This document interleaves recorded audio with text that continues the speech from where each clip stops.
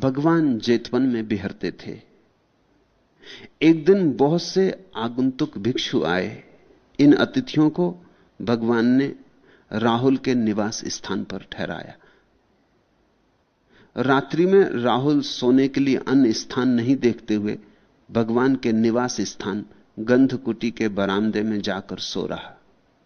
उस समय राहुल यद्यपि श्रामणेर था, फिर भी अरहतत्व के बहुत करीब पहुंच रहा था। मार ने उसे बरामदे में सोया हुआ देखकर हाथी का वेश धारण कर उसके पास आकर सूंड से उसको सिर के घेर कर क्रोंच शब्द किया। शास्ता ने गंधकुटी के भीतर से ही मार को जान, मार, तेरे जैसे लाखों भी मेरे पुत्र को भय नहीं उत्पन्न कर सकते हैं। मेरा पुत्र निर्भीक, तृष्णा रहित, महाबलवान और महाबुद्धिमान है, कहकर इन गाथाओं को कहा। ये दो गाथाएं। निठंगतो असंतासी वीत तणहो अनंगणो आछिंदी भवसल्लानी आंतिमोयम समुस्सयो। वीत तणहो अनादानो निरुपत्ति को विदो अक्षरानम सन्निपातम जन्या पुव्यपराणी चा सवे अंतिम शारीरो महापंचोति वुज्जति। जिस मनुष्य ने अरहतत्व पा लिया, जो भय रहित है, जो वीत तृष्णा और निष्कलुष है, जिसने संसार के शल्यों को काट दिया है, यह उसकी अंतिम देह है। जो मनुष्य वीत तृष्णा परिग्रह रहित है, निरुक्ति और पद का जानकार है, जो अक्षरों को पहले पीछे रखना जानता है, वही अंतिम शरीर वाला और महाप्राज्ञ कहा जाता है। राहुल गौतम बुद्ध का बेटा था। राहुल के संबंध में थोड़ी बात समझ लें, फिर इस दृश्य को समझना आसान हो जाएगा।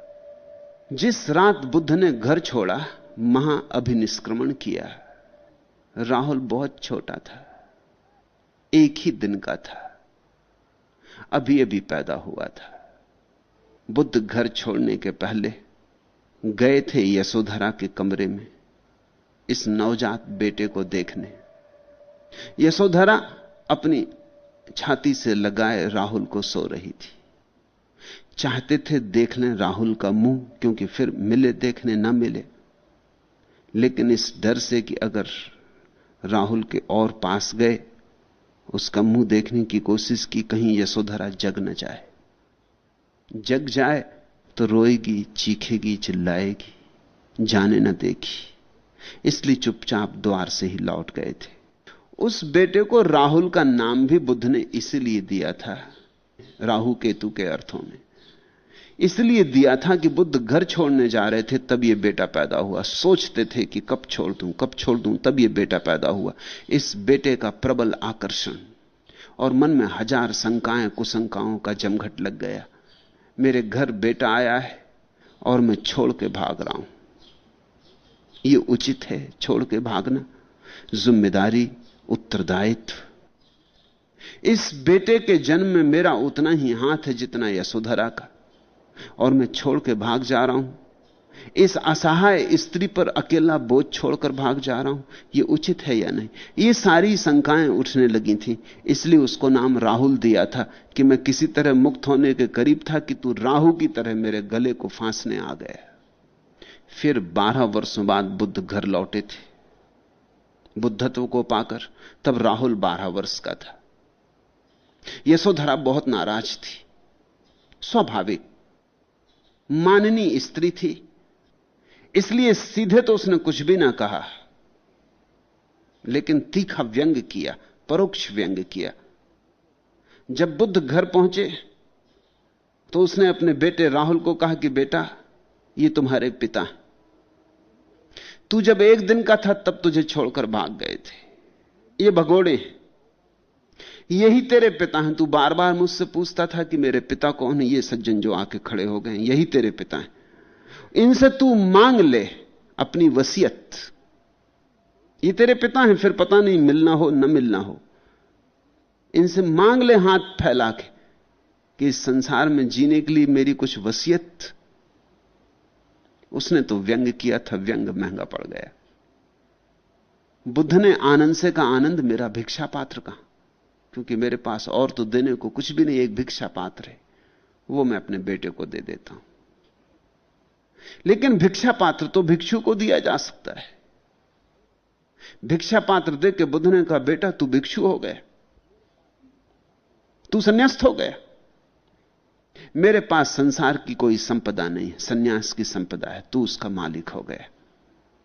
महंगा पड़ गया व्यंग। राहुल भी बेटा तो बुद्ध का था, उसने नानुच भी ना की, उसने चरण छुए और बुद्ध के पीछे हो लिया। यशोधरा तो बहुत घबराई, पति तो गया ही गया, बेटा भी गया। तब कोई और उपाय ना देख उसने बुद्ध से कहा, फिर मुझे भी भिक्षुणी बना ले, अब मैं किसके लिए रहूंगी। ऐसे राहुल के कारण यशोधरा भी भिक्षुणी बनी। राहुल अद्भुत बेटा था, 12 साल के बच्चे से यह आशा करनी, पर बुद्ध का बेटा था तो अद्भुत होना चाहिए। 12 साल के बेटे से यह अपेक्षा करनी, लेकिन वो भिक्षु की तरह रहा।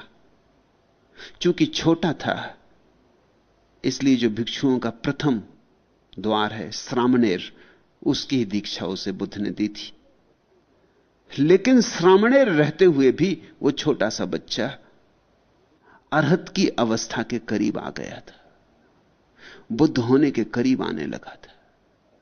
मार का हमला तभी होता है जब कोई बुद्ध होने के करीब आने लगता, उसके पहले हमला नहीं होता। तुम्हारा अगर शैतान से मिलना नहीं हुआ है तो उसका कारण यह नहीं कि शैतान नहीं है, उसका केवल इतना ही कारण कि तुम अभी इस योग्य नहीं कि शैतान तुम पे ध्यान दे। उसके लिए पात्रता चाहिए, योग्यता चाहिए। तुम में शैतान को कुछ रस नहीं है, तुम गड्ढे में वैसे ही पड़े हो। शैतान तुमसे जो करवाए वो तुम अपने आप ही कर रहे हो। शैतान तुम्हें जहां ले जाए तुम अपनी मर्जी से ही जा रहे हो, वो शैतान और क्या करे, तुम्हारे साथ कोई उपाय नहीं। शैतान तो तुम्हारे जीवन में तभी प्रकट होता है जब तुम्हारे जीवन से बुराई गिरने के आखिरी स्थल पर आ जाती। शैतान कोई बाहर नहीं है, शैतान तुम्हारे मन की आखिरी चेष्टा है तुम्हें बंधन में रखने के लिए।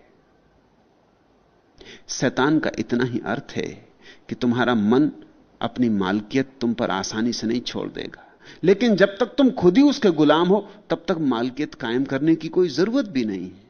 तुम गुलाम हो ही जब तुम मालिक होने लगते हो और मन को यह लगता है कि अब मैं गया, अब मेरी मालकियत गई, अब यह आदमी होश संभालता जा रहा है, जल्दी ही मेरी हुकूमत समाप्त हो जाएगी, इसकी हुकूमत आने के करीब।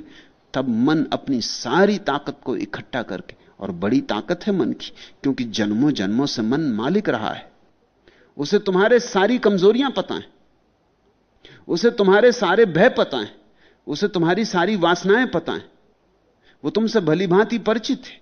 वो जानता है तुम कहां कहां कमजोर हो, वो कमजोर स्थल पर उंगली रख के दबाना जानता है। तुमसे उससे ज्यादा परिचित और कौन है? जन्मों जन्मों में उसने तुम्हें जाना है। शायद मार ने इसलिए हमला किया।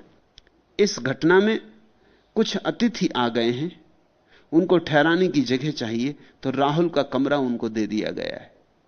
रात राहुल सोने के लिए जगह नहीं पाया, कोई और उपाय ना देखकर जहां बुद्ध ठहरे थे उस गंधकुटी में, बुद्ध जहां ठहरते थे उस कुटी का नाम गंधकुटी होता था, क्योंकि बुद्ध में एक गंध है परलोक की। जहां ठहरते थे उसका नाम गंधकुटी रखा जाता था। वहां परमात्मा की सुगंध होती, वहां बिना किसी सुगंध के सुगंध होती, वहां बिना किसी वाद्य के संगीत बजता, वहां एक रोशनी होती अंधेरे में भी, वहां बुद्धत्व का वास था।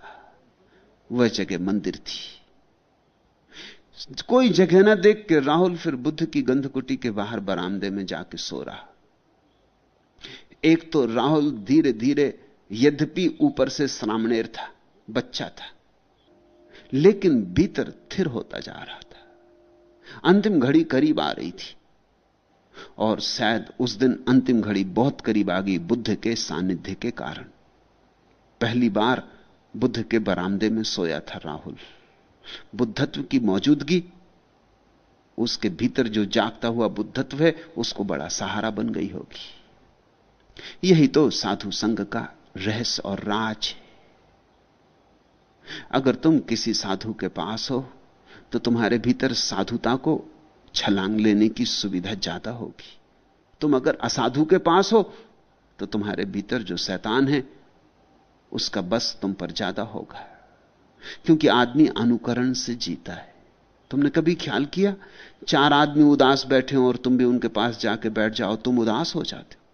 4 आदमी हंसते हो, तुम उदास आए थे, 4 आदमियों को हंसते देख के तुम भी मुस्कुराने लगते, हंसने लगते, भूल ही जाते। बुद्धत्व की सन्निधि उस रात, बुद्ध अपनी गंधकुटी में भीतर सोए हैं, राहुल बाहर बरामदे में लेट रहा है। शैतान ने हमला किया, मार ने हमला किया। मार जानता है, छोटा बच्चा है, अभी 12-13 साल का है। काम वासना के द्वारा इस पर हमला नहीं किया जा सकता। काम वासना का हमला तो 14 साल के बाद हो सकता है। 2 ही हमले संभव है, या तो काम या भय। छोटा बच्चा भय के द्वारा ही डमाडोल किया जा सकता है। जवान आदमी शायद भय से डमाडोल ना हो, लेकिन काम वासना से डमाडोल होता है।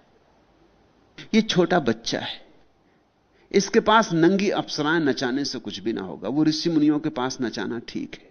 ये छोटी बच्चा है, ये इसको समझेगी नहीं। ये शायद बैठ के मजा लेने लगे, सोचे क्या हो रहा है, तमाशा हो रहा है। इसमें कुछ परिणाम ना होगा नंगी अप्सराएं नचाने से। ये शायद मस्त होकर सो जाए कि ठीक है, नाचो, खूब नाचो, जितना नाचना हो। इसमें कोई परिणाम ना हो, क्योंकि परिणाम तभी हो सकता है जब वासना सजग हो गई हो। बूढ़े में हो सकता है, कभी कभी तो जवान से भी ज्यादा होता है बूढ़े में, क्योंकि जवान में शक्ति भी होती है, वासना भी होती। बूढ़े में वासना तो उतनी की उतनी होती, शक्ति खो गई होती। तो जवान में शक्ति भी होती, वासना भी होती, चाहे तो अपनी शक्ति से वासना को दबाए रख सकता है। लेकिन बूढ़े के पास शक्ति भी नहीं बचती, वो अपनी वासना को दबा भी नहीं सकता। बूढ़ा बड़ा अवश्य हो जाता है। वासना उतनी की उतनी होती, उतनी ही जवान जितनी पहले थी, और जो ताकत थी जवानी की वो खो जाती। एक दफा एक सन्यासी मुझे काशी में मिलने आए। उनकी कोई 40-42 साल की उम्र थी। उन्होंने मुझसे कहा कि मैं आपसे एक ही बात पूछने आया हूं, वासना का बड़ा मुझ पर हमला होता है। मैंने कहा तुम घबराओ मत, वासना और सन्यासियों का पुराना नाता रिश्ता है, ये सदैव से होता रहा। तुमने ऋषि मुनियों की कहानियां पढ़ी? उन्होंने कहा पढ़ता हूं, पढ़ता क्या हूं, अब देख ही रहा हूं अपने आप, ऐसे ही हो रहा है। मगर मैं अपने काबू से हटता नहीं, अपने नियंत्रण से हटता नहीं, चाहे कुछ भी हो जाए। मैं आपसे यही पूछने आया हूं कि यह कब तक होता रहेगा? मैंने कहा यह तो सदा होगा, 45 साल के बाद मुश्किल में पड़ोगे, क्योंकि फिर इतनी ताकत ना होगी दबाने की। इसलिए दबाने पे अगर भरोसा किया तो बुढ़ापे में मुश्किल में पड़ जाओगे। दबाने पे भरोसा मत करो। ताकत के 2 उपयोग हो सकते हैं, या तो दबाओ या ताकत को होश बनाओ, स्मृति बनाओ। या तो ताकत दमन बन जाए या जागरण बन जाए। जागरण बने तो ही ठीक है, दमन से कुछ भी ना होगा। उन्होंने कहा आप भी क्या बात कर रहे हैं? मैं तो सदा यही सोचता रहा कि जवानी है और कितने दिन, और 2-4-10 साल की बात है, 50 साल के बाद फिर क्या होना, फिर तो बुढ़ापा आ जाएगा। आप क्या बात कर रहे हैं?